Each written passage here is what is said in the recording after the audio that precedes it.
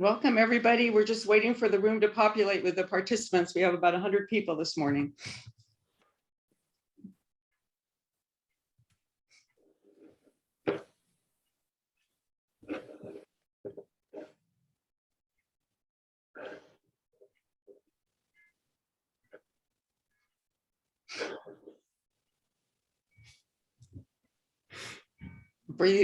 For those of you popping in, we're just waiting for the room to fill up. We've got about 100 participants. It takes a while for everyone to get in.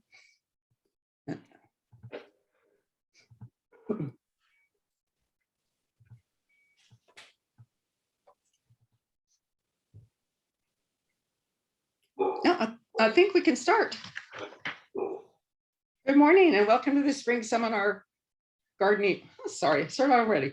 Good morning and welcome to the spring gardening seminar or webinar series presented by the Central Oregon Master Gardeners, Oregon State University, and our sponsors.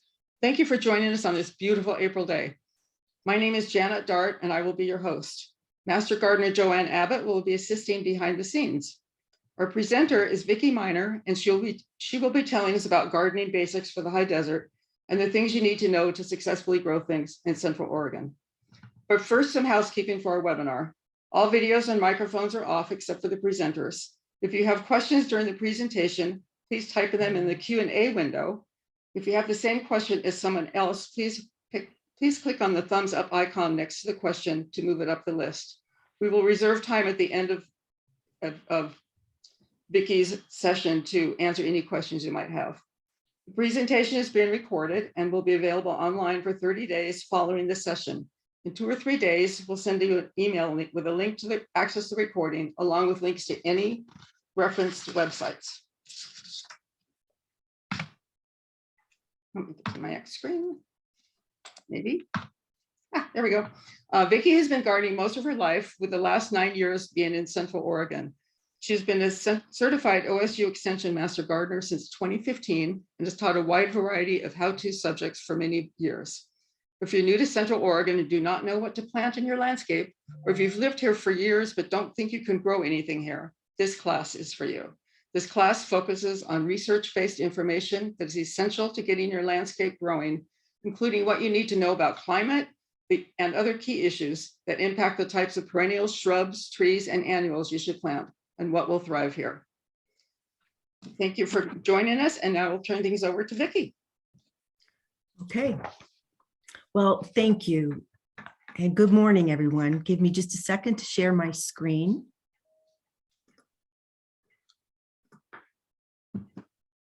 Okay, everybody can see that?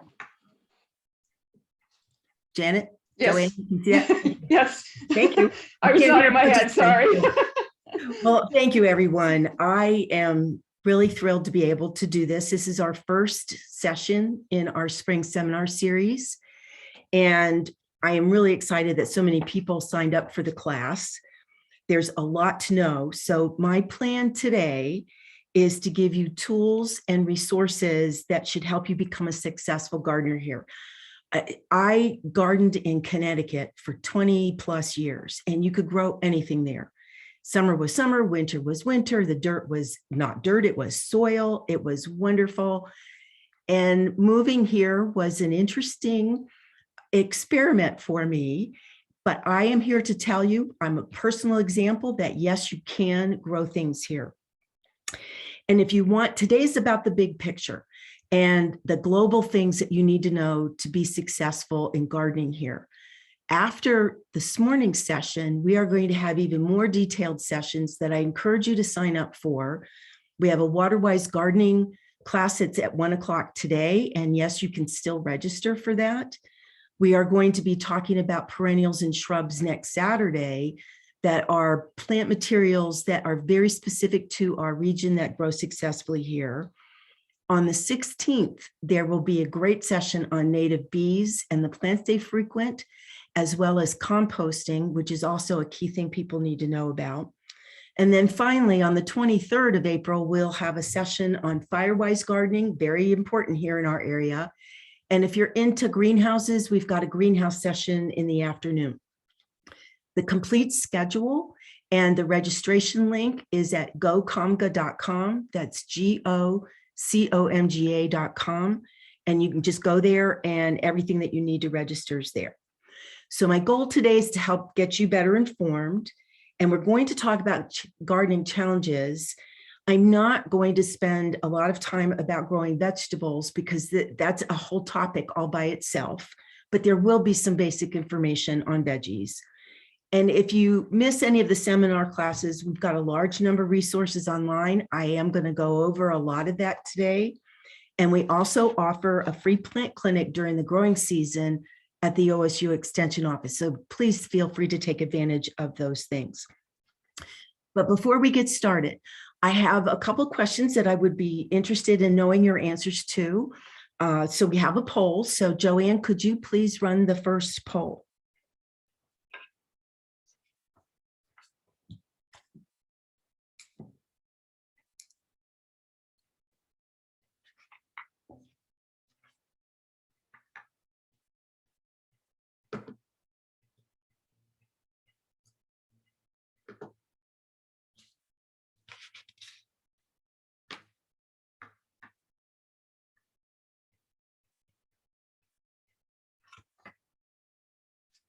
So I'm assuming it's populating, Joanne? You can unmute and talk to me. Yes. She's Yes, it's populated. You can't see it? No, I can't see the population because I'm not a co-host. I can't Okay. see it as a we're at 90%. Oh, then yeah, I think that's good enough. You can go ahead And poll. and share it so I can see the results. 1 to 5 years. Wow. Not much goes here. Oh, that's wonderful. Great. Could you, let me see, I need to scroll down and see the rest of this here. Oh, very interesting. I love it. Thank you, everybody. This is awesome. I love it. Thanks. That is very helpful for me. Okay, so let's go ahead and get moving then. So there are key things that everybody needs to know when you move here, especially if you have not, the mix of people who've been here for a short period of time, it was pretty even. But these are 6 very critical factors: zone, elevation, temperature, precipitation, soil, and pests. And it can seem daunting if you have moved from anywhere else where you could grow just about anything and you come here, and it can seem rather difficult and impossible, but it really is not. And the thing is if you can garden here, you truly can garden anywhere. And successful gardeners will tell you that it's about knowing these key factors and working that knowledge into your gardening practices. So if you have questions, as Janet told you at the very beginning, go ahead and put them in the Q&A, and we are going to get to them.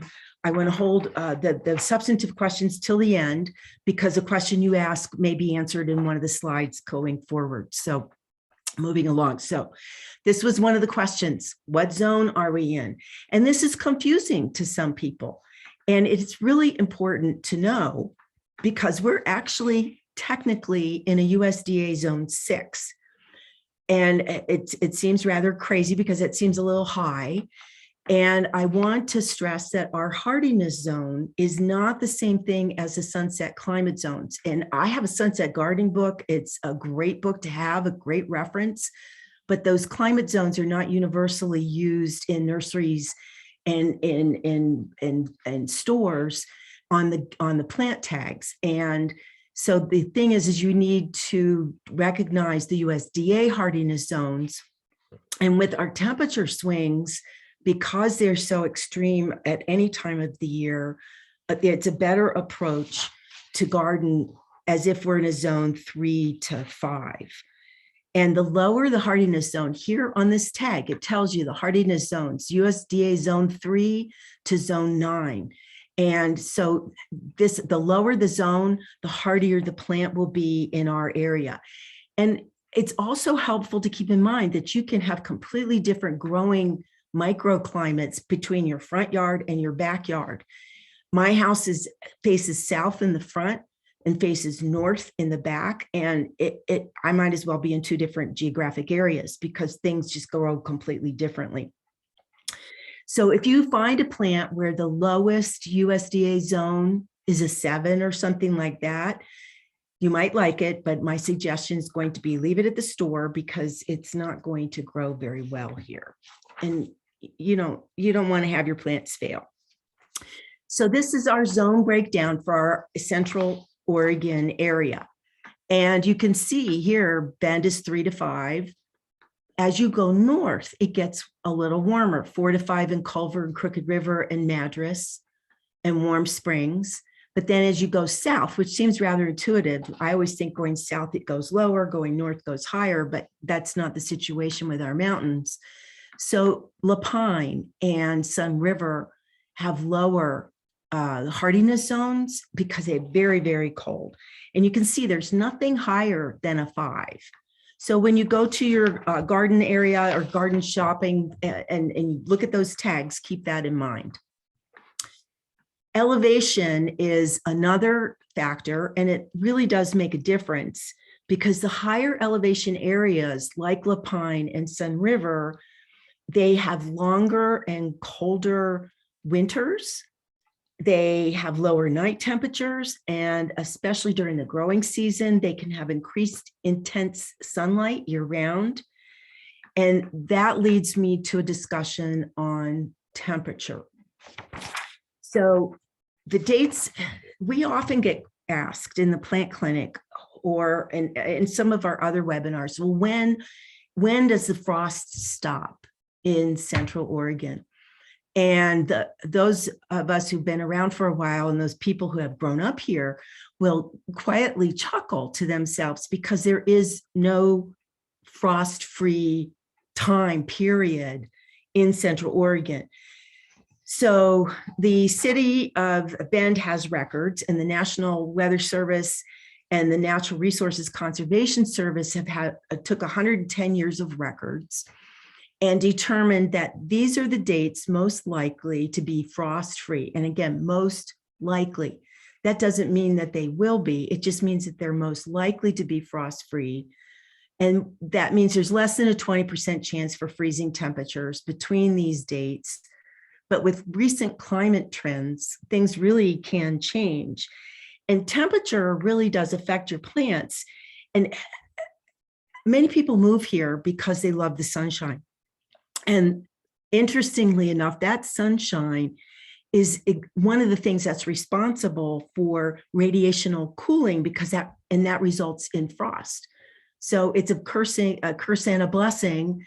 I'll take the blessing part of it any day. The temperature affects maturity rates for plants and how they grow. And how often, for those of you who have been here for a number of years, how often have you seen warm temperatures in January or February? Plants get a little confused and they start budding, and then boom, we're hit with a frost. And it's heartbreaking if it's on fruit-bearing trees or on plants that are getting ready to bloom. And there's nothing that you can do about it. And the trees and the plant material will survive. But weather is just one of those things here that we have to learn to deal with. And the nighttime temperature swings can be 30 to 40 degrees. So we will talk about some things that you can do to protect your tender plants. So here's our growing season. And it's pretty short. Lapine's only 70 to 80 days. And you've got longer seasons up north. And no, I knew I was going to do that. So the rule of thumb is the growing season's the time between when temperatures are consistently above 32 and when they consistently drop below 32. That's a really abbreviated rule of thumb about what the growing season is. So ultimately, it's not very long in Central Oregon.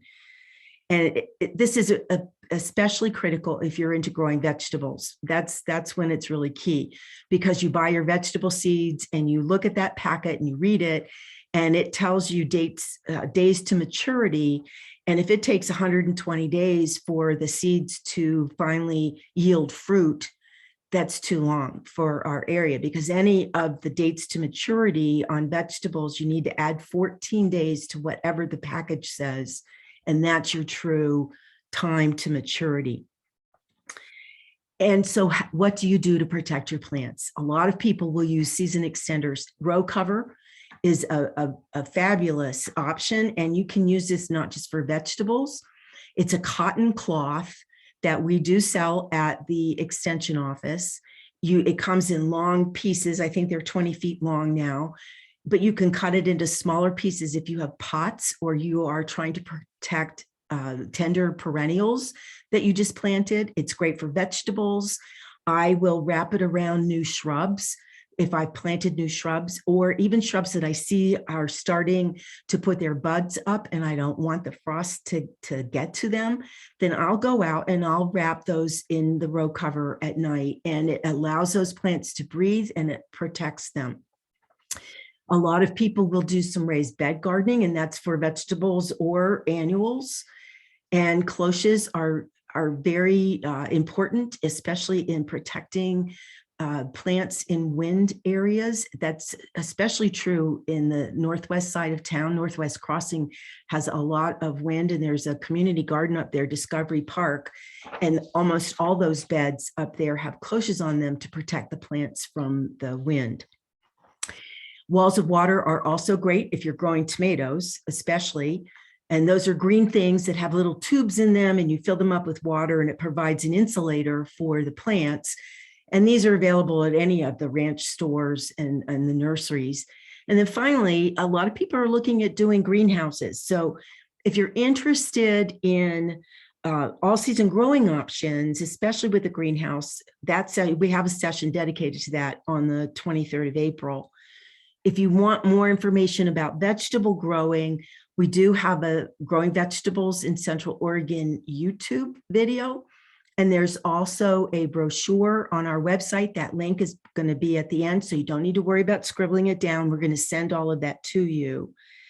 And I just have one caveat for all of us, and that is because of the climate that we've been experiencing lately, the rules of thumb for what our seasons are going to be changes, because it can be hot. So it's just one of those things where we all have to sort of wait and see. So let's talk about plant growth and temperature. So most plants, they will grow best as long as it's not in the 90s and as long as it doesn't dip below the high 50s. When temperatures are above 90 degrees, as we experienced the last 2 summers and we had those heat domes, plants do basically slow down and they begin to show signs of stress. And if they dip really low, most plants can survive in the 30s, but if the temperatures go down into the 20s, which they are prone to do, we're expecting some sort of a weather system coming through here in the next couple of days. And I saw in the newspaper today, sometime Tuesday or Wednesday, the overnight low is supposed to be in the 20s. And certainly in places like Lapine and Sun River, that's common for them. Tender plants can freeze. So now is not the time to be putting plants in the soil. You can be starting vegetable seeds indoors, but you don't want to put anything outside. And even when you do, and it comes to May and June, you want to protect your new plantings with row cover, and that's perennials, shrubs, vegetables. You want to go ahead and you do want to protect them. Another thing that I often talk to people about in the plant clinic is that they'll buy a plant. They will invest a lot of money in a beautiful shrub or a tree, and they will buy it from a location where that shrub or tree has been protected or was raised in a greenhouse, and then they put it outside right away. And this is one important step that many people overlook. This poor rhododendron, it was just plopped into the ground and it was never acclimated, and it really does look pretty sad. It is a small investment in time to gradually introduce your plants to the outside, and it's a great practice to get into. And it only takes 2 or 3 weeks to really acclimate it. And especially with larger or long-term perennials and shrubs that are an investment in your landscape, you want to do everything you can to help them survive. And when you're buying trees and things, just make sure that they can survive here. And especially with trees, if you're buying in the late summer or early fall, don't wait too long to put those in the ground because you need to give the plant material time to acclimate and get established before the season changes. So temperature still. Last year we had what was called a heat dome, and I took a picture of the temperature display on my watch and it said 106. And that extraordinary. I mean, we had 100-degree plus days, several days in a row last summer. And consequently, people aren't used to seeing that here. And plants will start to react. And the long-term effects, plants, in order to survive, they'll cup their leaves to reduce moisture loss. Plants will wilt, and a lot of people will think that's because they're not getting enough water. And that could be the case, but more likely with the heat, it's heat stress. And this is really evident when the plants wilt during part of the day and then recover in the evening and in the early morning when the temperatures cool off, that they are really likely stressed because of the heat. Where you can really see it is blossom and fruit drop, that plants will drop their buds. They just drop their flowers and their buds after prolonged high temperature because they want to conserve their resources to survive. And those are expendable pieces of that plant. They will come back in another season, but the plant is just doing whatever it can to survive. Bolting, I plant a lot of herbs in pots in my backyard. And if I don't get to them fast enough and there's a heat wave, things like parsley and cilantro will bolt, and spinach does not like any kind of hot weather at all. So keep that in mind. If there's a heat wave predicted and you're growing those plants and they are at a stage where you can harvest them, go ahead and harvest. Sun scald. We see this a lot in the plant clinic. We see sunburn, and it's especially on fruit, trees, on apples, pears, things like that, tomatoes, where the sun is just blasting the fruit, and the side of the fruit that's most exposed to the sun can be discolored, it can blister, it can dry out, and it can harden. And that's all evidence of extreme temperatures. And then blossom end rot, which is a tomato issue, and it can become more problematic in temperatures that are too high. And you want to make sure you properly water so that and not let the tomatoes dry out. All right, let's talk just a little bit about how we can reduce heat stress for your plants. And I am going to talk a lot about water in just a minute, but watering is important. And there are a lot of different recommendations about ideal water timing and how much, but our general recommendation is to deep water as opposed to shallow watering. And mature trees can suffer from heat and drought stress, just like new plant material, and they may not show it for a while. So I'm going to spend some time on this in just a minute, so I'm not going to talk too much about watering right now. Mulch is a good thing to do. It helps conserve moisture, and it slows evaporation and minimizes temperature fluctuations. If you've got a lot of pots, which is what I do, I don't do a lot of herb and vegetable gardening in the soil. I do a lot in my pots. It's important to provide some shade for those pots when the temperatures are so high. But don't be surprised if you've got them in a spot where they start to reach out because they're reaching for the sun. That's okay, and it's completely normal. When it's going to be hot, don't plant, transplant, or prune in high heat.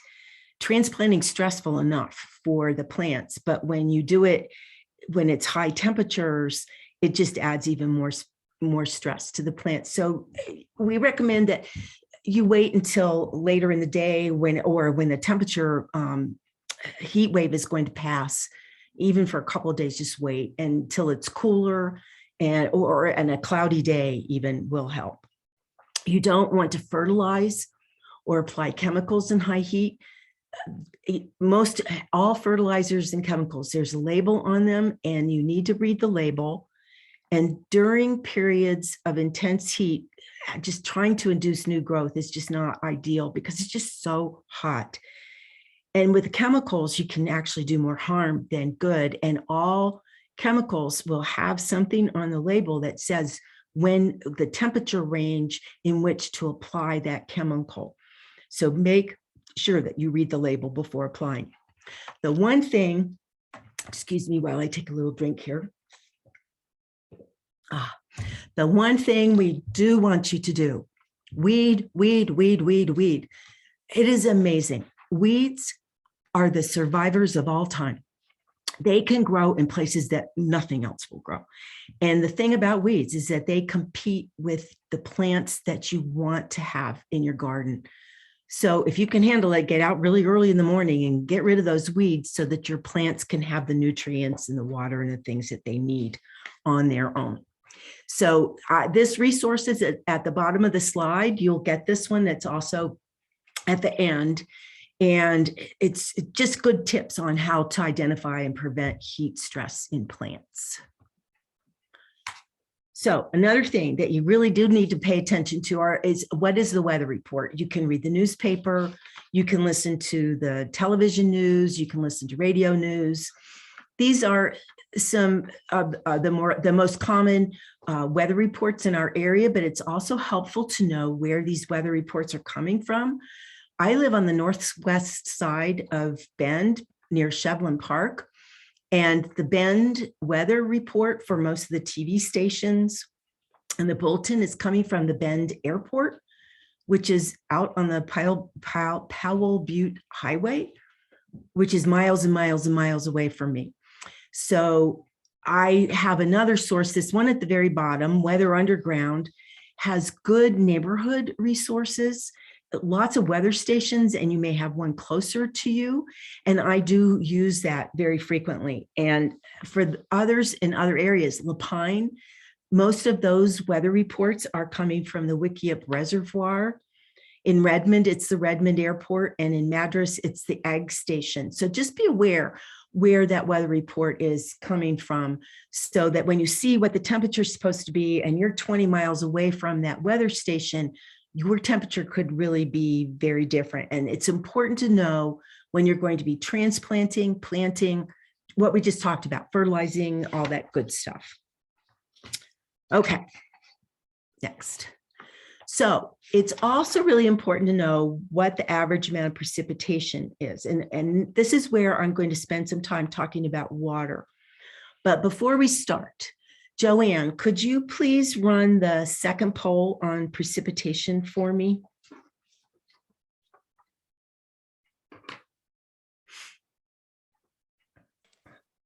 Started. Thank you.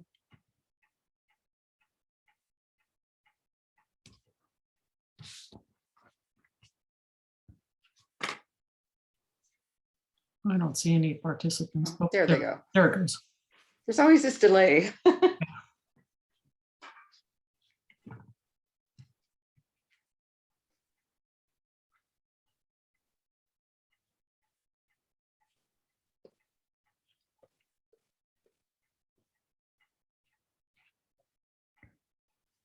When we get to about, I don't know, 85 or 90, go ahead and. Yeah, there's just coming in. We're about 75% here. Okay. These are questions you have to think about. Which is why I ask them.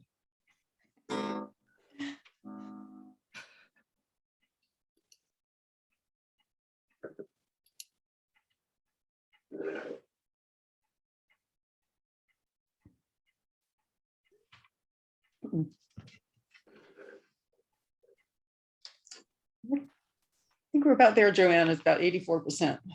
I think that's good enough. Go ahead. 4 to 6.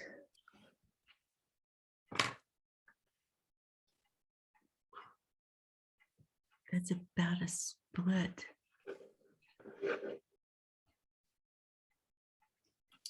Okay, great. Well, I think to all of my attendee participants, I think you guys are going to get an A in class Good job. Good job. Even if you have only lived here for a short period of time, I was so happy to see average precipitation 4 to 6. It was sort of split on the water in winter, but winter snows enough for plants was a clear and definitive false. Yay, yay, yay. We're going to talk about that. So great job. And even if you've lived here for a long time or a short time, very short time, you just moved here, I think you've probably figured out that we do not get a lot of water during the growing season. So I grabbed these numbers from NOAA, from the National Centers, the National Oceanic Atmospheric Administration. These are from 2020. I didn't grab them from last year, but you can see this is for 6 months. All of Crook County, not even 4 inches. Deschutes County, barely, 4 3/4 inches for the entire 6-month period, April to September. And Jefferson County, just barely over 4 inches. And sadly, most of our water comes in the form of snowpack, but we have not had a lot of snow this year. And the fact that this is so low during our growing season makes it even more challenging for us during the summer. And the drought situation has been critical for several years. And I pulled this yesterday, and this is as of March 31st, day before yesterday, that our snowpack right now is at 53% of normal. This time of year, the 2nd of April, we would want to be looking at this being 110, 115% of normal. The fact that it's this low is really rather troubling. And what's worse is that these are our reservoir levels. And that leads, what do you do if you want to be a good conservator of our water resources, and but you still need to provide plants and habitat for pollinators, and just because it's also a good thing to have in our landscape. We had this here. This was a headline on St. Patrick's Day this year in the Bend Bulletin. And I thought it was really important to include in this. And this is the first year I've taught this class before. And this is the first year that I've actually deliberately focused on our drought situation because it's gotten increasingly worse. So these tips, which you also get, these are good drought gardening tips and things that are helpful for gardeners to know where you can garden and you can still be water wise. And even though some of these, 2 of them are from the University of California, don't let that discourage you, because UC Davis and University of California have great horticulture resources, and they apply here just as well as anywhere. And then the Growing Vegetables for Central Oregon is a great resource as well. So water conservation tips. You can collect rainwater. Many people have rain chains coming down from their gutters, and then I put buckets under mine and I collect that water and I use it to water my pots so that I recycle it. Permeable pavers are a good option to use because it creates a little meandering area through your landscape, and it appears like a creek bed, but it helps to conserve water.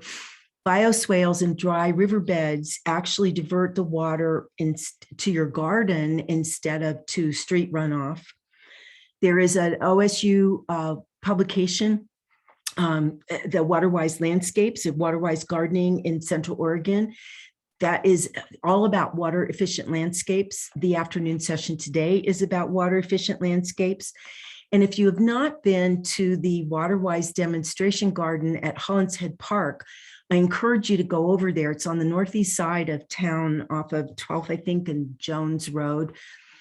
That is a great demonstration park, and they are growing things there now that survive quite well, and they are very water efficient plants. So irrigation, we talk about irrigation. A lot of people don't know what to do, especially if they're new. You need to plan your system, and it comes down to how much money do you want to spend and how much do you need. And you don't want to have an automatic set it and forget it system, because plant needs throughout the season can vary. And you might water now just a little bit. If you don't give 100% of water 100% of the time. So you need to have a system that you can adjust for seasonal needs. And it's quite fine to include manual and automatic systems. But what you want to avoid is just having all pop-up blowers or sprays where they are spraying water where you don't need it, because a lot of that's going to be lost to evaporation in the wind, and it's not going to get to the plants, and you're wasting water. And again, it's a financial investment, and you want to be a good steward of your environment. So we really strongly recommend that you water deeply and less often. The number one problem with plants in Central Oregon, and this applies to house plants as well, it's overwatering. People think that it's because it's so dry, they have to just keep soaking the plants. And that might be true to keep a bonsai somewhat moist because that's how they like to live. But that's not really good for your normal landscape plants and your house plants. Overwatering can cause as many problems as underwatering. And the symptoms can look like wilt. The plant looks like it's wilted, which is a heat stress impact as well. And you think if it's wilted, you need to give it more water. Well, it's just drowning, and it can cause root rot. And so getting into a good watering practice is important. And you want to use a method that minimizes evaporation. And deeply, if you can poke your finger in the ground and it's just a little bit wet on the surface, but it's really dry when your finger's in there, then it's really not deeply enough, and the roots aren't really getting the water that they need. You need to make sure it's getting down into the soil, 18 to 16 inches down, so deep, but less often. And that will encourage deep rooting, and that'll allow the plant to become more drought tolerant. As water hierarchies go, lawns and vegetables are going to take the most water to survive. Then after that comes your established perennials, natives, and drought tolerant trees and shrubs. And that's a good thing to keep in mind. And I wanted to show this pop-up to you because this is really actually a good picture. I mean, this thing is spraying. You've got these plants over here, but there's all this mulch, and this water is just really doing a lovely job watering the mulch. And that means it's creating an amazing environment for the weeds, and it's not necessarily getting to the plant roots. So this is not really efficient for this particular type of area. And when we talk to people about watering trees and we tell them water at the drip line, this is what this means. Many people, I walk around my own neighborhood and I see people watering their trees right here at the trunk. And that's not where the feeder roots are. As that tree grows, you can see these roots spread out. And the water really needs to be out here where those feeder roots are, not at the trunk. And if you're watering at the trunk, the tree's not going to get the kind of moisture and water that it needs. So it's an easy thing just to move your irrigation out so that you can get to this. And even if you're manually watering, just look up and see where those limbs end, and that's where you should be watering. And I want to say yay to the people who got this question. Good for you. Yes, it is so important to water in the winter, and the snowpack is just simply not enough for our plants. And if you're new to the area, you might not know this because it's just not something anybody thought about. But here it's really, really important, because if the trees and shrubs don't get enough water during the winter, we will see those questions come up in the plant clinic in July and August, because the trees will start showing signs of winter desiccation, which is a lack of water, and people don't know what's going on, and they don't realize that that's an impact that's now showing up from months ago. So every 6 to 8 weeks during the winter, and especially new plant materials, but make sure the ground will accept the water, so it can't be frozen. And how do you know if it's frozen or it will accept it? Stick a soil thermometer in it. You can buy soil thermometers at the OSU Extension office. They're about $5, I think, and they are really a great tool to have. And once you know that your soil, and especially we had days in January and February that were really warm, I drill a couple holes in a big 5-gallon paint bucket. And then I go and I place that bucket at the drip line of my trees and I fill it up, and then I move it 2 or 3 times. And I do that because I know how much water I'm giving that tree by doing that. It's a measured pour.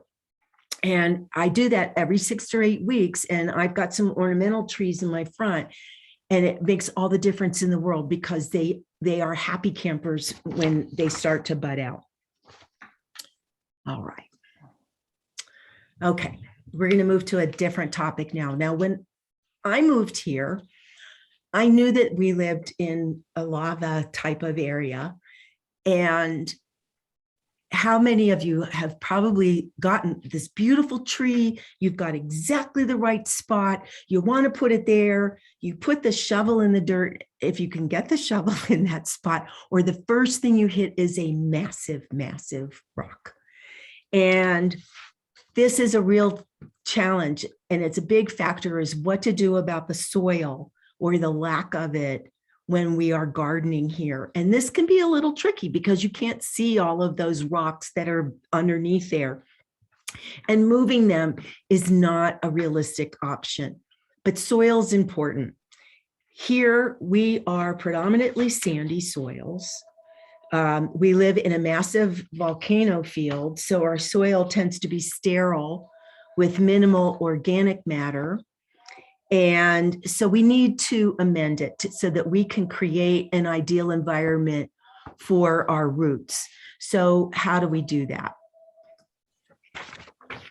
Soil amendments will help help the soil to accept and store water. And they also improve aeration, and they address some drainage concerns. Adding organic matter helps protect water quality. The rule of thumb on the amendment, hold on for just a minute.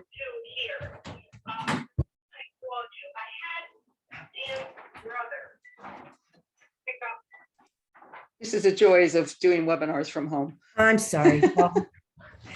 Yeah, I'm sorry. I thought I had everything turned off and I did, but oh well. So the rule of thumb on amendments is 1/3 amendment to 2/3 native soil. And you don't want to over amend because plants need to acclimate to the native soil. And if you keep them in this lovely rich amendment all the time, it's like, oh, when their roots then want to reach that native soil, it's like, yikes. We are doing a compost class on the 16th of April at 1 o'clock. So if you're interested in really good detailed information, the gals that are doing that class are the masters of compost. So catch that. But there are all kinds of amendments that you can use. And again, today is about global big picture stuff. You will be amending your soil. And that's going to be part of your life as long as you're gardening here. So now that you've got your soil taken care of and you know what you need to do, what do you do about plant selections? And this is another really important question. People say, well, what can I plant here? I've got everything else covered. What can I plant? And before you buy, it just kills me sometimes when I walk through and I see people who have planted these beautiful trees 2 feet from their house, or they've planted them right next to a driveway or right next to a sidewalk. And as those trees grow, the roots are going to make sidewalks, driveways buckle. The trees are going to start impeding the roof line. And it's really important to consider how big the plant is going to get. And is it going to be 10 feet high, 60 feet high? What is it going to be? Is it going to be too big, too small? Where will it go? What's its function? What do you want that plant for? Is it for color? Is it to attract pollinators, to provide shade? Because that's a key thing too. Is it a windbreak? All of those things are important factors and all good things for you to consider. And make sure that the plant's not invasive There are some things that are invasive in the valley that aren't necessarily invasive here because of our climate. But I've got some links for you at the end that are the Oregon invasive species links so that you can check them to make sure that what you want to plant is okay to plant here. And then finally, buy a plant that's healthy. Don't feel bashful about looking in the pot and digging around and seeing if there are bugs or anything in there. If the plant's not healthy when you buy it, it's not necessarily going to be healthy when you plant it, and it's more likely not. So if you're also interested pollinating, plants that attract pollinators, which are so important to us for many, many reasons, that's a very worthwhile effort. And we've got our bee class, the native bees and the plants that they frequent. That's also on the 16th in the morning. That's going to be a great class. So I encourage you to sign up for that. Plant selection, the right plant for the right place. If the plant says that it takes full sun, don't plant it in the shade. I think all of you get that. This is not rocket science, so you figure that out. But the thing is that you want to choose plants that are appropriate for our region, and will they work where you want to plant them? So you may have to take some time to track where the sun is and how it goes across your landscape, and know how much water they will need. And there are all kinds of resources for you. There is a great, on the OSU website, I will show this to you at the end, on the Waterwise Gardening, there's now a web-based app that you can go right to, and it will show you all kinds of Waterwise plants and what their growing patterns are, what their water needs are. It is a super great tool for you. And next Saturday, we're doing a perennials and shrubs session. So they'll talk about these kinds of plants and what you should do. And consider going native. Native plants are already adapted to our soil, to our temperatures, the decreased water use, less need for fertilizer. And this includes trees and shrubs and native grasses. This link is very helpful. This was done by our horticulture agent. And if you want to know what natives are here, this will be a great resource for you. And there's also a Central Oregon Plant Resource Guide that will give you information about native plants. And I just love, I mean, they're wonderful to put in your garden. Plant installation. This poor tree was never properly planted. It was taken out of a bucket and put in the ground, and these roots, it almost girdled it. And you can see this line up here because the soil was put in a pot or in the ground well above where the flare is, where the trunk meets the roots. And this is a really common problem, that we don't do a good enough job building a proper hole to put a tree or a shrub in. And that's one of the quickest, most basic things you can do is to dig a proper planting hole and untangle the roots, spread them out. And materials, a lot of materials are used, burlap bags, ropes, strings, wires, buckets. Take that stuff off when you plant here, because the nature of our soils is that those things won't break down naturally. And you want to give the plant as much of a chance to survive as possible. And again, the backfill, the 1/3 amendment, 2/3 native soil, and what does it need, and make sure that you've got it in a place where you know it's going to thrive. Make sure the plant's moist and hardened off, and hardened off, that's acclimating. That means that it's used to being outside in the temperatures. We talked about that several slides ago when we talked about acclimating to the temperatures. Make sure that the site is ready. Don't transplant in the heat. Do it on a cloudy day in the late afternoon.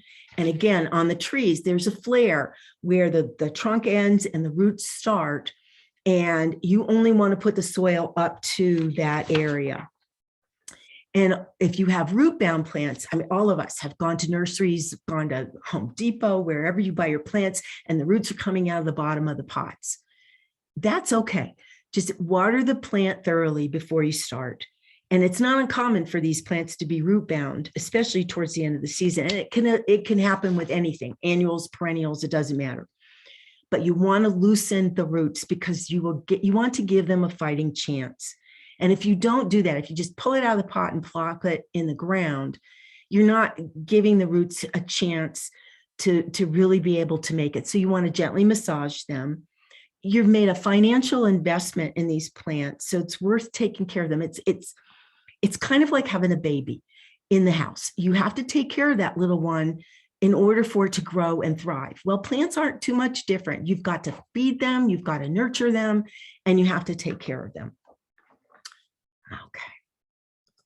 Let me see where we are. Oh, these guys, the pests. I don't know of any place that doesn't have deer, and they are cute. But it's another impact of our drought situation is the lack of food sources for these guys. And so they are eating anything and everything in order to survive. And if the food sources are non-existent for them, and the irony is if we have a really bad winter and a lot of snowpack, it's just as bad if we have a really dry winter and there's not a lot of food out there. If the snow covers up bitter brush and they can't get to it and it's too deep, or there's just not enough out there. Either way, these animals are going to starve and they're going to eat everything they can get their little mouths on. So what is a gardener to do? Well, you could do this, and it's kind of funny, but it doesn't work, and the neighbors won't appreciate it, and the deer won't care because they're still going to eat things in your yard. Like this guy was in Holland's Head in the community garden, and this was long before they put their fence up. But look at, you can see this guy's ribs, and this is like a buffet for this deer. There is a fence now at this community garden, and that leads me to my segue, where fencing is your best option. And it needs to be at least 6 feet high in order to keep the deer out. You don't need a fortress, but you do need some kind of fencing. But then what if you live in an HOA and the HOA won't allow you to have a fence? Well, you could provide a natural one through hedges, where you could plant hedges that are 3 feet or so, and then a double hedge about 3 feet apart from the next hedge. It's a natural fence. And if the deer can't see where they're going to land, they're less likely to go and jump. And some people have been experimenting with this, and they've been pretty successful with it. So more deer damage. This looks so bizarre. These are arborvitae, which deer absolutely love. And this is a common sight around Central Oregon because they'll nibble up to where they can reach. And the answer here is you either fence around this stuff or you try and find an alternative that they don't like as much, like Western red cedar. It's very similar, and they just don't seem to like it as much. But the reality is, and I'm not telling you anything you don't know, nothing is deer proof. Short of building a fortress around your property, nothing is deer proof.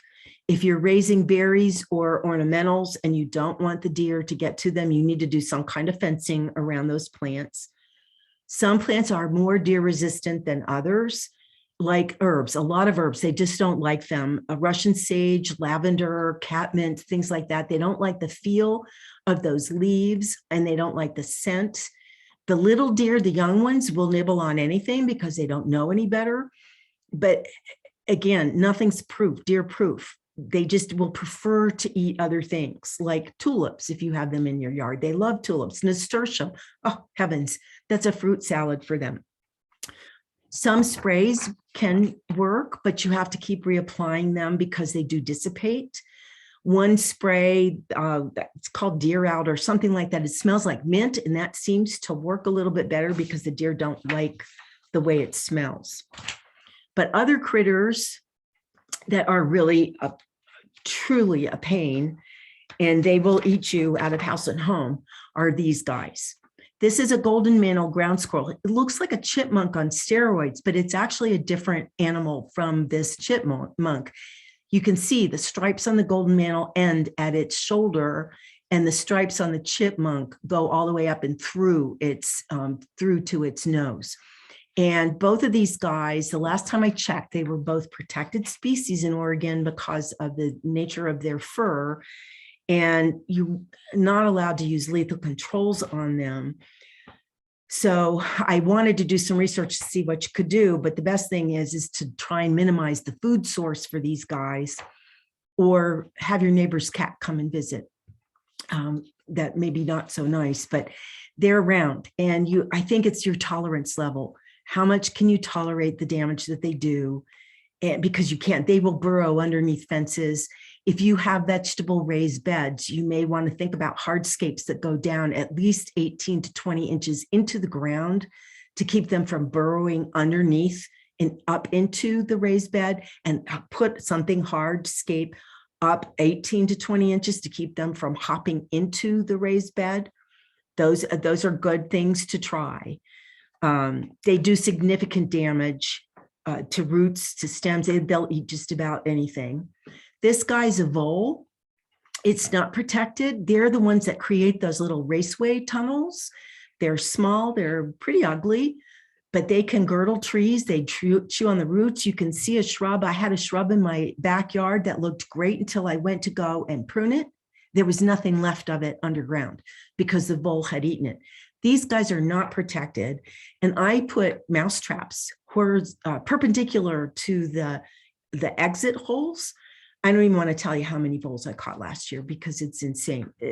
And so I just kept feeding the raptors. Poisons, if you could use them, but please be careful, read the label. You can have unintended consequences using chemicals because of the residual effects of the poisons. An animal gets a hold of the vole and eats it, then that residual effect of the chemical could then impact that raptor or even a cat or anything else. So please be careful, read the label if you use a chemical control. And finally, the last pest I do want to talk about, for those of you who have any kind of apples or pear trees, be aware that the codling moth is in our area. And we are currently monitoring for it in Central Oregon. And our role here is to manage the pest so it doesn't migrate up to the fruit growing areas of the state. So we're trying to do our job and our part to keep it from migrating north. This is a project being run through OSU. Sign up is easy, it's free.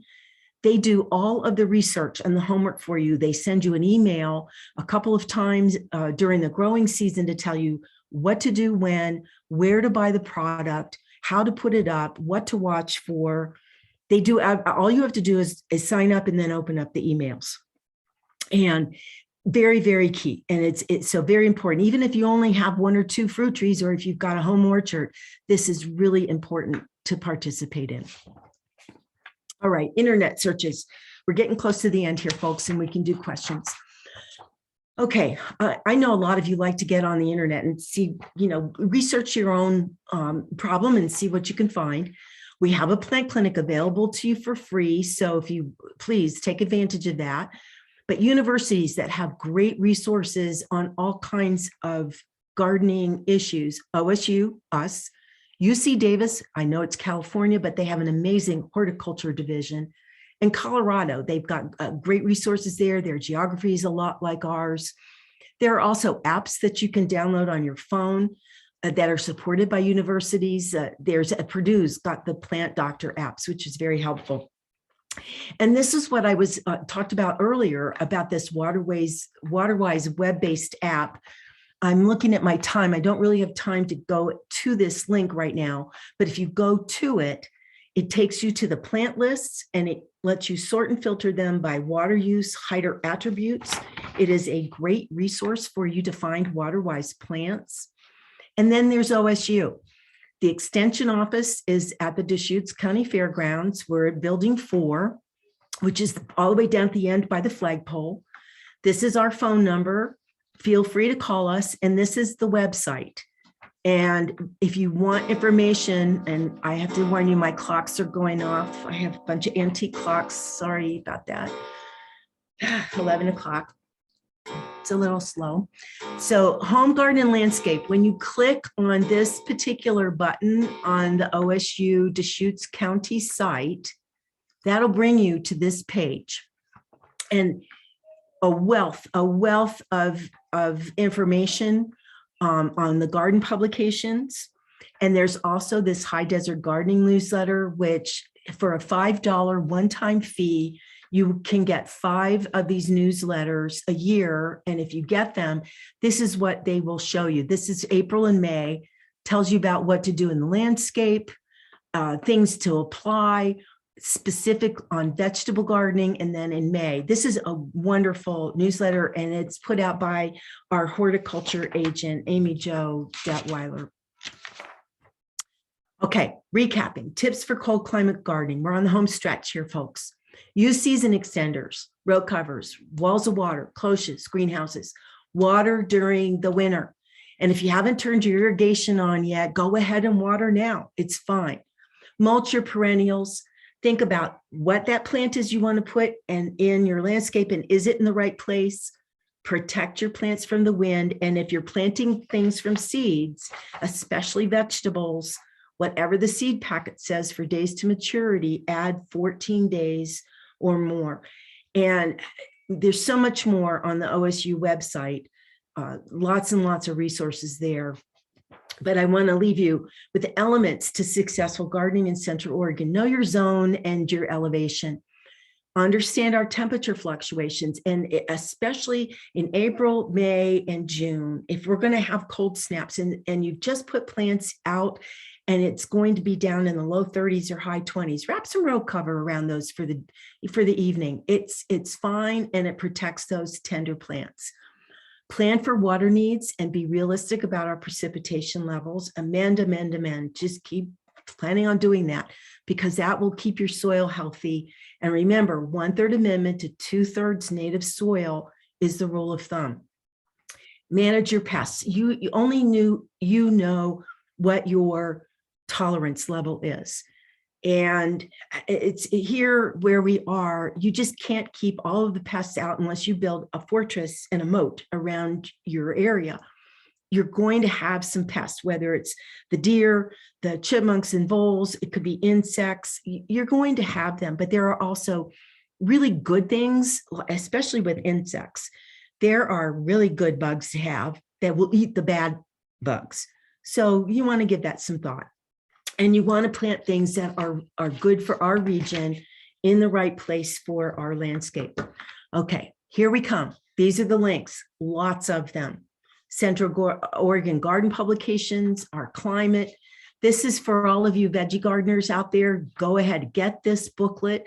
It is the Bible for us right now, and it gives you varieties that grow well in Central Oregon. Here's the Project Happy Apples link, Water-Wise Gardening in Central Oregon.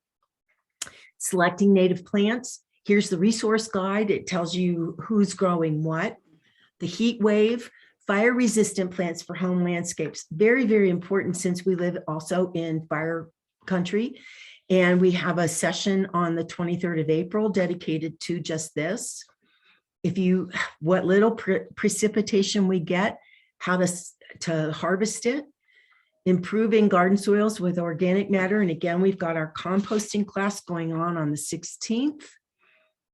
Invasive weeds, very important that we don't want to plant anything that's invasive here, because we don't want to add to our problems. And managing wildlife conflicts, very important here. And then these are the drought gardening tips. All of these are great resources.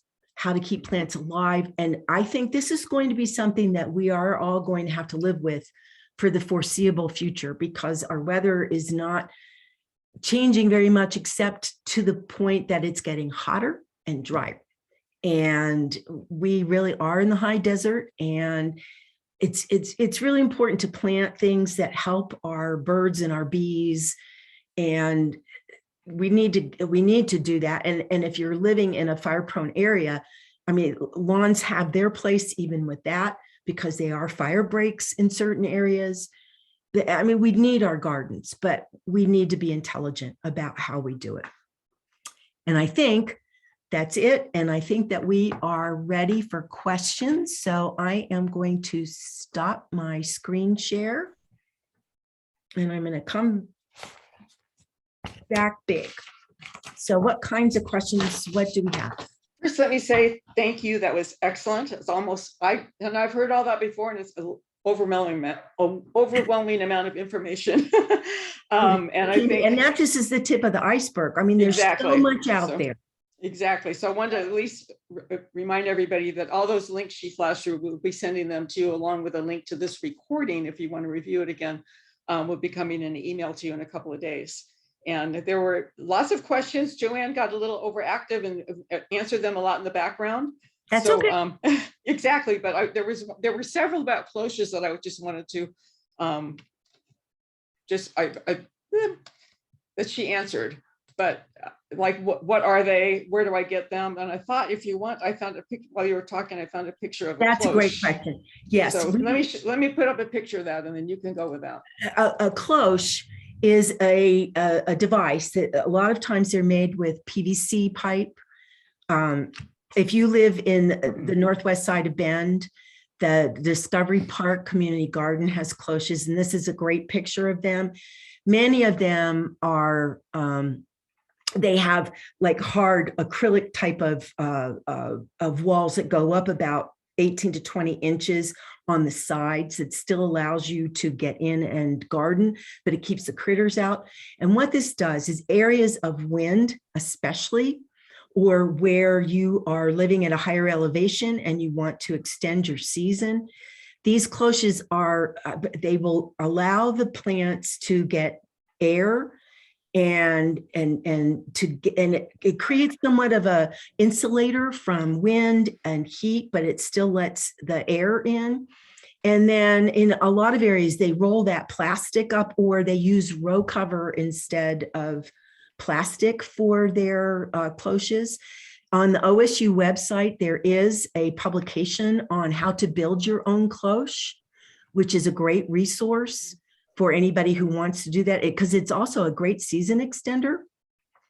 But it's depending on where you are, it is really designed to help protect those plants from the weather, the heat, those kinds of things, and to let them grow. And thank you.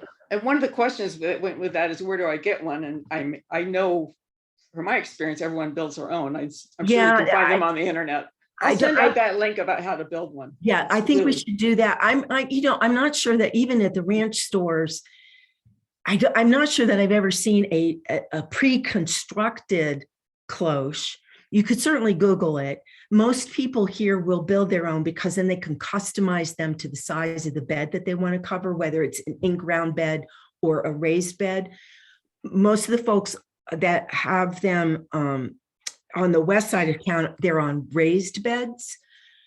And so they customize them for that. But the brochure on how to build them is a great resource, because it tells you what you need and the kinds of materials that you should use. So I would recommend that. It's really easy. I did it. There are some pre-built ones you can get in Gardener's Supply online store. Oh, yes. Yeah, and I would encourage you to do your own first, yes, because it may be more cost efficient for you to do that. And you can then customize it for the size. If you buy them on the internet, I encourage you to look at the reviews from people who have purchased those things before, because that could be very revealing about longevity and quality. So just be careful. And I do see around town, I know a couple of years ago, Weimart had a deal where they had the raised bed part. And so I had bought that, added my own soil, and then built the cloche over it. So there's a lot of options around.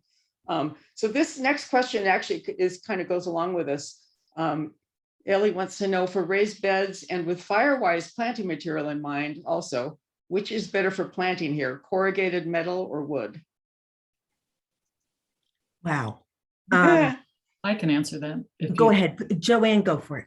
So I've had this question in Plant Clinic a number of times, and it really doesn't matter what you use, whether it's one of the questions was, those horse watering troughs that you can buy at farm supply stores, those work really well, but you've got to make sure that if you use something like that, that you have good drainage at the bottom, like holes you're going to need to put, so there's good drainage so the water can get out. But either one works, wood or corrugated metal. And do not use railroad ties.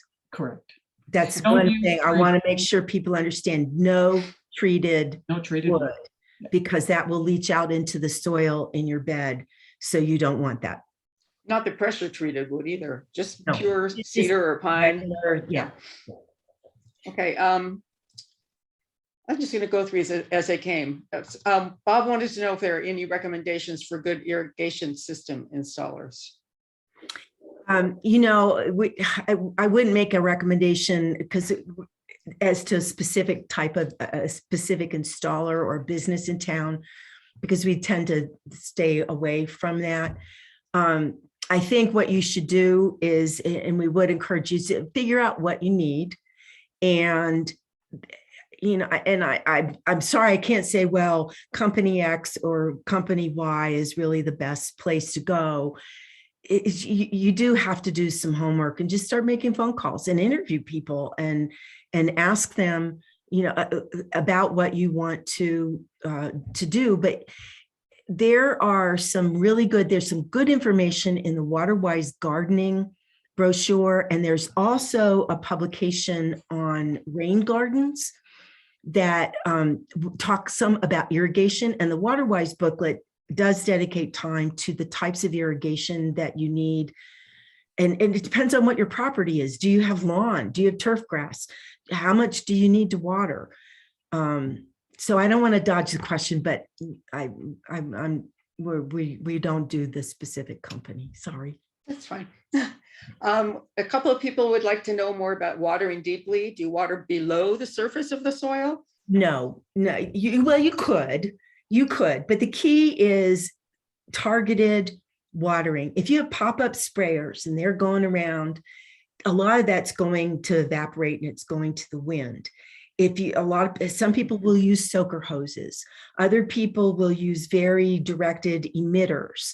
The key is, especially with trees, for instance, that you want that water at the drip line. You don't want it spraying all over the surrounding area. And that's why I use my 5-gallon bucket during the winter, because I know that it's getting to where it needs to go. And so non-spray types of irrigation that are targeted to that area. And then it's the timing. If you water only 10 minutes, you're not going to get any depth of water at all. And some people do that. They water 10 minutes in the morning and 10 minutes in the evening. And that's actually not very efficient, because that, depending on what the pressure is and how much water is going through that line, you aren't getting your shrubs and trees and landscape materials enough water to really get down. You don't have to stick your finger in. You could take a yardstick or any kind of a wood thing that will actually get a little wet to see what the depth is. But no, I mean, you don't need to like bury it. No, you don't need to do that. Thank you. Anybody got any comments on that? You can chime in. No, I think you covered it well when in your earlier presentation. Okay. Yeah. I was actually helping with, my son was away for the winter or last summer, and I was helping his roommate with the garden, and he was from Alaska, so he's used to a lot of water and snow. And I kept going, I'd stick a trowel in and say, it's only wet to half an inch, more water. But it's, you have to dedicate where it is, but you don't know what it's getting until you look down there. Okay, anyway, but here's some questions on row covers. Do you recommend the most lightweight material at 0.5 ounces or something a bit more hardy? Joanne, do you recall what the weight is of the row cover at the? I do. It's 1 ounce per square yard. And Okay. it protects your plants between 4 to 6 degrees. Okay, because there are some really, really, really, really lightweight row covers out there that are inexpensive, but they're also, you get what you buy, you get what you pay for. And you can buy anything online. What you really want is you want something that's going to be certainly sturdy enough that's going to withstand the season, but lightweight enough that it's going to let the air and let the plants breathe. And yes, I'm going to make a shameless plug for the row cover at the OSU Extension office, because we have done, we've researched everything. And the row cover that is sold at the Extension office is really good quality stuff. And I think it's $10 for a 20-foot by 6 feet. It's a really nice size piece of row cover, and it will typically cover one raised part of either flat on a raised bed, or it will part of a cloche. I took one roll and I cut it into little squares so that I can wrap my pots in. And I'm still using the same row cover I purchased 3 years ago because it's that quality, it's that good. So I'm doing my shameless plug. Go to the Extension office and buy the row cover there. It's pre-cut and it's really good. I want to go back to cloches for just a second, just for information, because Rocky popped in and said a cloche is any translucent cover that will protect the plants, and it can also be a glass globe. So, Yeah, and that's where the word actually came from, was from France, with their little Yes. glass globes that we put over the anything plants. So, that's going to protect it. Yes. yeah. Anyway, Thank you, just Rocky. wanted to throw that in there. And then you had your great section on pests. Heather wants to know what sort of damage do chipmunks and ground squirrels cause? Oh,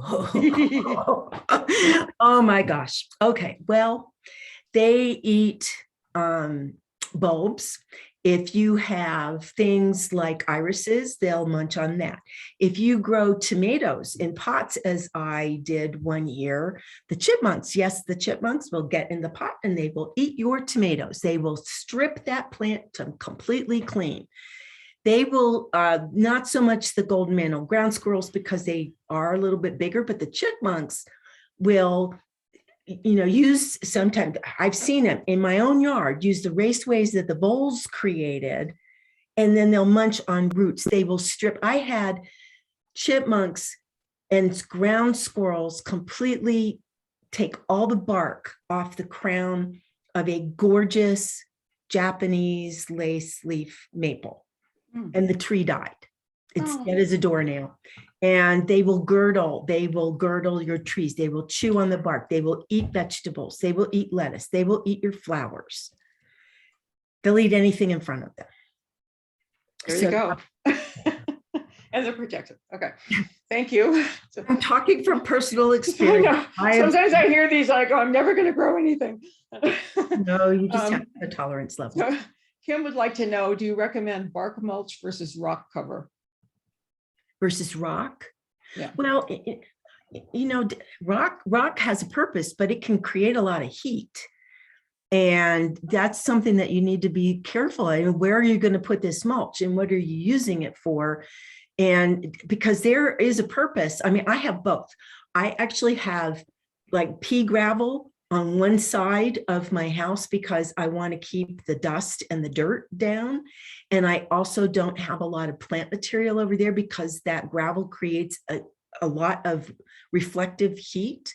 And then I have mulch around other areas where the plants are. So it depends on what the purpose is and where you're going to use it. Around the plants, I would put mulch, but that's one of those things where different people might have different ideas. I just would really caution about the heat that can get generated from the stone. I would like to add that I've been studying a lot about fire-wise gardening, considering where we live, and the recommendation is not to put bark right against your house. Right, you need to have at least 5 foot. 5 feet. So. Yes, you should have 5 feet, and that's at my house. That is the purpose of the pea gravel because it is up next to my house and it's a fire break because I live on what used to be the very edge of the urban growth boundary, and my whole back is nothing but ponderosas that will soon be developed. But there were fires back there, and I'm right next to Shevlin Park, and there have been at least 2 fires in the last couple of years there. And so that gravel does have a very, very solid purpose. but you shouldn't have any plant material up next to your house anyway, because it's a fire hazard. So. Thank you. So Blair wants to know, where do roses fall in these categories? And I'm not sure if it's categories of zoning or. Well, there's a great article on our website about how to grow roses here in Central Oregon, because yes, you can, and a lot of people do grow them, and they are perennials. You have to be a patient gardener. I used to have roses when I lived back in Connecticut, and I've decided that I'm going to do other things here instead of roses. But they do grow here, and we've got a great publication on that, and I would strongly recommend that you take a look at that. And if it's a zone issue, I mean, roses are just like anything else. They have to be able to adapt and survive here. And there are a lot of people that do grow them. So if you want to grow roses, grow them. I think that's great. Yeah, I actually planted one last year. My son and I bought a few from some nursery he found and hardened them off. It just survived the winter. It's coming up, so I'll have my first printing. So, but I got one down to 3, USDA zone 3. Okay. Because I know it's called. So it can be done here. And I will make sure that link goes out in the email. Watch out for the deer. Huh? Watch out for the deer. Yeah, they're in my backyard. I won't put anything in the front. I've had my lesson learned. My tulips are in my backyard too. Okay. An anonymous person says, I have strawberries and the plants look very healthy, but they have a lot of shoots. They had a lot of leaves last year, but no berries. Does OSU have a resource for that? Absolutely. Do I need to cut off the shoots? Well, there's another publication. When I showed you the link of the gardening publications, I was not kidding when I said there is a lot of information there. There are very specific guides on under that home garden and landscape gardening publications link, very specific to gardening and growing strawberries, blackberries, raspberries, blueberries, rhubarb, all of the fruits and vegetables that you could ever want to grow here. There are brochures on them. I'm not a strawberry grower, so I don't know that I could answer the question about cutting off the shoots. I would have to research it and look it up, quite honestly, because that's not something that I do know off the top of my head. Joanne, Janet, do either one of you? I would have to look at the brochure. I would actually go to that. I would go to our OSU site and I would go to the strawberry brochure, the booklet, and I would look at that and see what it says. I do know one thing about. I'm sorry. I do know one thing about all of those brochures have information about what to grow, when to prune, fertilizing, harvesting. They have all that information in them. One thing that happens with the shoots, it does make your plant grow bigger, but it takes the energy away from growing the strawberries. So if last year you had your strawberries growing and let all the shoots take over and start their new plants, you probably didn't get very many strawberries. So one of the recommendations I read is to cut those shoots off so that the energy can go into that plant. That's the main plant. Well, that works with tomatoes too, because you need to nip the blossoms to create more food for the tomatoes that you really want to grow. Right. So, but that publication is great, and you can get there from that link that we'll send you. Carrie would like to know where we can get a soil test. Well, there's also on I hate to keep going back to the website, but there's actually a specific link about soil testing and how to do them. The OSU does not do soil tests for you, but there is on the home garden landscape link that towards the bottom, there's a link to soil testing.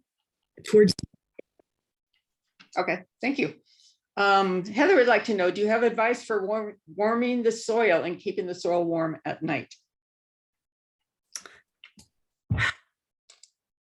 Joanne?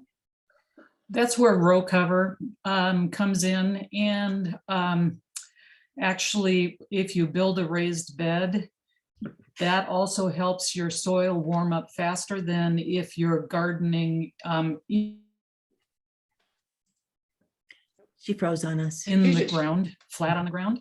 And yeah, I'm having trouble with transmission. She was talking about putting it in a raised bed because the soil actually stays warmer. The row when it's cover. raised.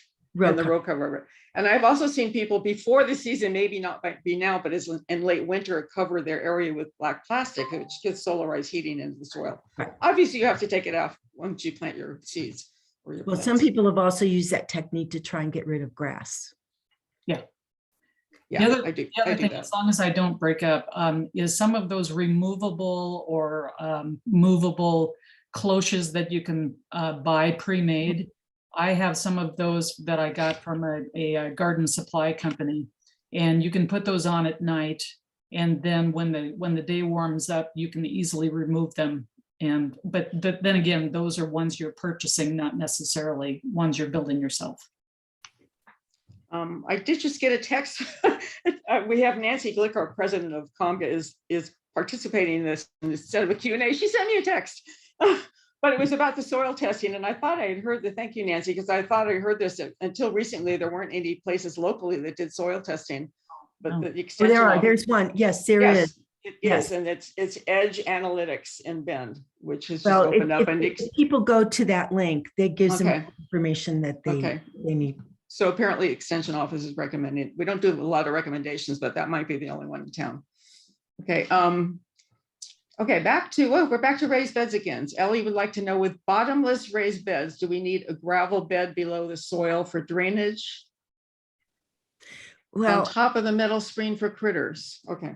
Well, the thing is if you put it, I mean, critters can they can burrow underneath, like really well underneath, and come up through the middle of a bed, unless there's some kind of hard material to keep them from doing that. You know, all I can just share what the experience was at Discovery Park Community Garden when it used to be called Northwest Crossing Community Garden, and they moved from a location at the top of the hill where they built apartments and stuff to where they are now, which is down next to the dog park in Discovery Park.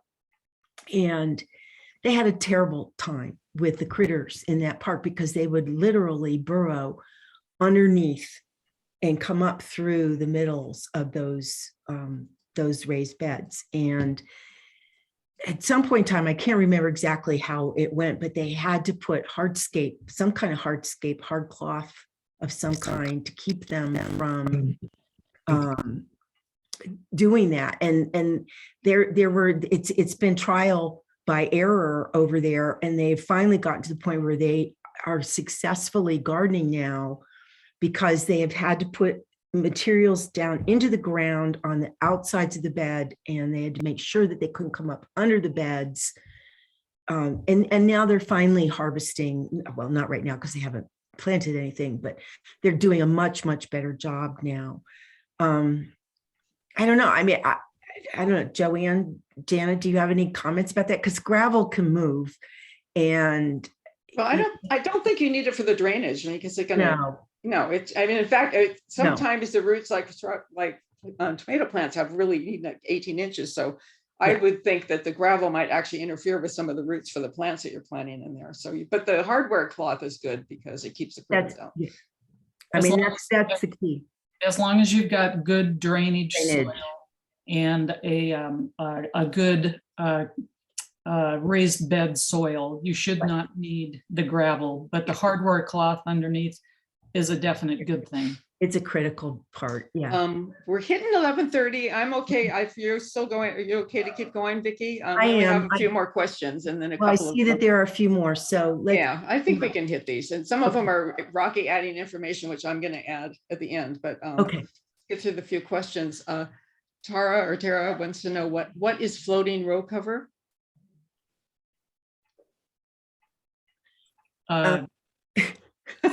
Floating row cover is basically just your row cover, the regular row cover, but it's just floating on top of your plants. It's not attached with what I call the ground staples or put over a cloche. It's just floating on the top of your plants.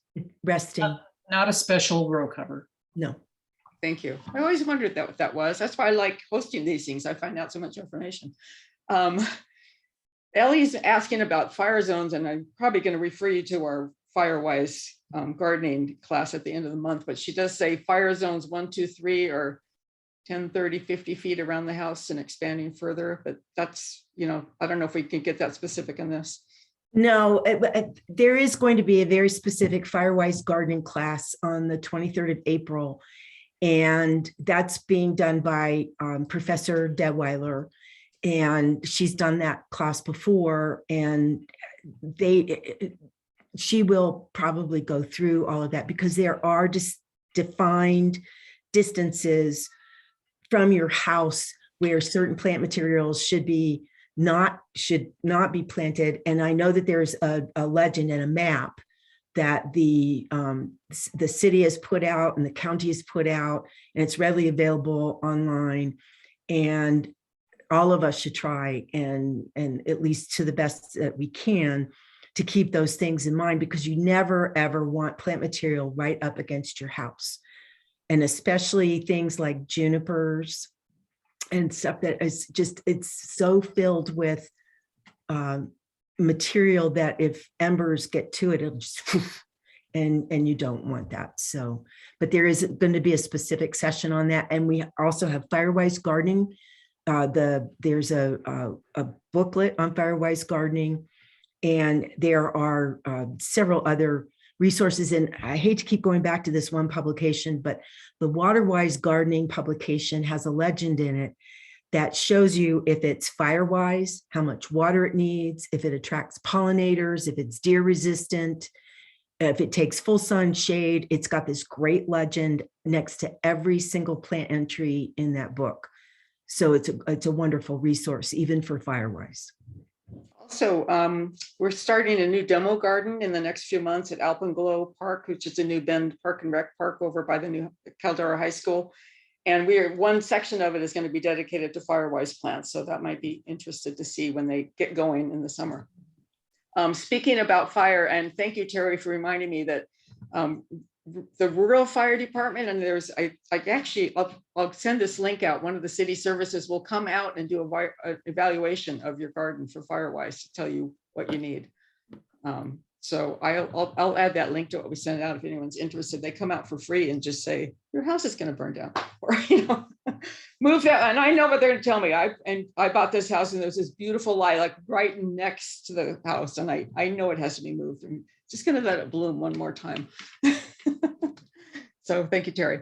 Linda wants to know, how do you allow for water drainage when necessary to have a raised bed on a deck? Wow. Well, raised beds on a deck, depending on what size they are, they can be pretty heavy. You still have to, you've got to allow for drainage because the plants need to, the soil does need to drain. You don't want to create a bog. You might consider using pots. I'm not quite sure how to answer that, because if you want, you could have if it's a tall, I mean, some like garden supply places have raised beds that are like 3-4 feet high, and they're adaptable, especially for people who have some disabilities and they can't do the bending over stuff. And you could get creative. Maybe I'm misunderstanding the question, but you could get creative and put buckets underneath the drains and capture that water and recycle it. Yeah. I'm not quite sure how to answer that, but you still have to have the drainage. And if I were doing that, and it was on my deck, and I had a horrible back, and I was doing upper raised bed gardening, I would put some buckets underneath to capture the water, and then I would use that and recycle it and use it to keep watering my plants. I think your comment about being artistic about the drainage, if it's a lower raised bed, then you could go to one of the garden supply or Lowe's or Home Depot and get those plastic hose things that they use for drainage. Mm-hmm. And stick that under, cut it in half lengthwise, and divert the water over the edge of the patio and use it to water other things. Something else, yeah. But you'll have to get artistic with that. Yep. Good idea. Maybe Instagram has some, not Instagram, what's it? Sorry. Okay, there is actually, well, someone wanted a better definition of what hardware cloth is that we keep referring to. Do you want to take that, or I can take it? Go ahead. I'll let you. If you, everyone knows what chicken wire looks like. If you go in the Home Depot or any of your hardware stores and look at the chicken wire place, there's also something called hardware cloth, which is really just a fine mesh metal that is very hard to work with. I ended up using chicken wire instead because it's so hard to cut that, but it keeps everything out. So it's just a piece of thick, maybe a quarter of an inch thick of metal. So you'll see it there. I don't have a picture of it. So if you Google it, it'll come up, right. and see what the examples are. And like Janet said, they're sold at any of the hardware stores or as I call them, the big boy toy stores. Exactly. And then Terry popped in and said her raised beds have hardware cloth at the bottom and they have dogs. No squirrels or chipmunks are at their house, but the moths and flying pests are worse for us. Well, that is one of the There's things the pests. Yeah. that is a challenge with even with raised beds. And if you have cloches, you can have insect critters, you can have pests, you can have mildew, you can have, and it's about managing them. And if you have, I had a juga in my yard, and the leaves were all curling, and I took it to the plant clinic so I could look at it under a microscope. And lo and behold, I had lacewing larvae on my ajuga. So I sacrificed my ajuga because lacewings are a really, really good predator. You want them. And that's what it's about, is that you may have to plant plants that attract the good guys that will then eat the bad guys. And, a lot of people are very organic in their gardening, so they don't want to use sprays. And you just have to keep at it. And you have to make sure that they get enough air circulation. You have to make sure you're not overwatering. You've got to make sure that you don't kill the good guys and let them eat the bad guys. And a lot of that is about planting plants around that will attract the good ones, and they will then take care of the bad ones for you. Excellent. We only have 2 more questions, and the people that are left, if you look at the question and at the open questions, Rocky Bissett has jumped in with a lot of information. Thank you, Rocky. But I want to make sure that these questions get answered. Tim wants to know, he says, our native soil and purchased garden soils aren't suitable for acid-loving plants such as blueberries. Any suggestions for a suitable way to amend the soil?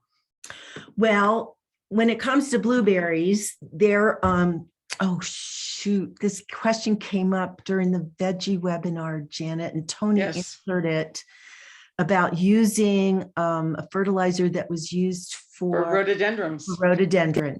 Because they like acid. Yeah. And because of the acid. And there's also a publication on the OSU website specifically about growing blueberries here. And you'll want to pull that down because it will give you information. And I know there are probably some folks on the Q&A who know this stuff in their sleep, but we just had this. We had a vegetable webinar on Monday evening, and the question had come up, and fertilizers that work well for rhodies will work well for blueberries. And there are some products out there that they're actually called organic soil acidifiers. Mm-hmm. So you can look for those at garden supply stores. Right. Excellent. So our last question is from Terry, and I think she says, to reduce weight, I put plastic containers in the bottom of the bed. I think it was the raised beds, maybe on the decks. Mm-hmm. I put plastic containers in the bottom of the bed and top filled with soil. I only have short-rooted annual plants in the bed. I think that was her solution. I think still, as long as it's draining well and your annuals are growing and thriving in it, then that's fine. That is it for the questions. There's some words of wisdom from Rocky, if I can read out if you'd like. She was talking about juniper bark mulch works well. Right. Juniper, it's heavier. It doesn't blow away. It doesn't blow away, exactly. Thing. And she says to avoid fir bark as much as possible because it has small splinter-like pieces that get in your skin and cause discomfort. Yeah. So Right. thank you, Rocky. And she also says our row cover has 70% light transparency and is water permeable. And I will say that I had my vegetable garden growing, was it last year? And I had tomatoes and some other stuff in it. And I covered it with my cloche with our row cover. I was gone for like 3 or 4 weeks and it was fine. The sunlight came through. The water came through and it rained. So I use mine for those of you still here. When I have pots on my front porch and I will put annuals in them in the spring. And sometimes I cheat and I actually buy hanging baskets and then I take them out of the hanging baskets and put them in my pots, which I have water emitters to. And I will wrap those in row cover because my rule is I'm not putting them out before Mother's Day. It's too cold. And And you should not put tomato plants out before then either, because true. they will not survive very well. And But the row cover is really good. Joanne? the longevity of our row cover too Is great. it's great. You can use it for at least 2 years, sometimes 3. The parts that actually touch the soil, usually, as I say, it rots out, but you can cut that out and continue to use the good parts. So it does last. When I put new lavender out one year and it was still a little touch and go, and it was July and they were calling for a frost, and I wrapped my lavender just for the night and then took it off during the day. And you can use the row cover, vegetables, perennials, shrubs. Not, wrapping big trees is kind of a challenge, but it's for, you wouldn't want to do that, but you could wrap it like a pear tree with row cover and Christmas lights to protect the fruit. Some people have actually done that. We have a photo of one of our master gardeners' pear trees where she did do that. So the row cover is a great investment and totally worthwhile. Plus it's very affordable. Well, I want to thank Vicki and Joanne for helping me out. That you guys have been wonderful. I think that we're going to have to call an end to this. Yes, please. Thanks. Thank you for hanging in there with us. Just wanted to remind you that we will send out the recording to the webinar and all the links that we referenced, even some that weren't on her list, that we'll send out in a couple of days. We appreciate if we have like a 3-question survey at the end of this that helps us plan for next classes. And we also have a silent auction going on. If you notice our sponsors, we would love that you go see them and say, hey, you saw their name at the Master Gardener Spring Seminar. We appreciate that. So thank you very much. And with that, we're going to bid you a good April day. Enjoy your gardening season. Thank you, everyone. Bye-bye. Bye.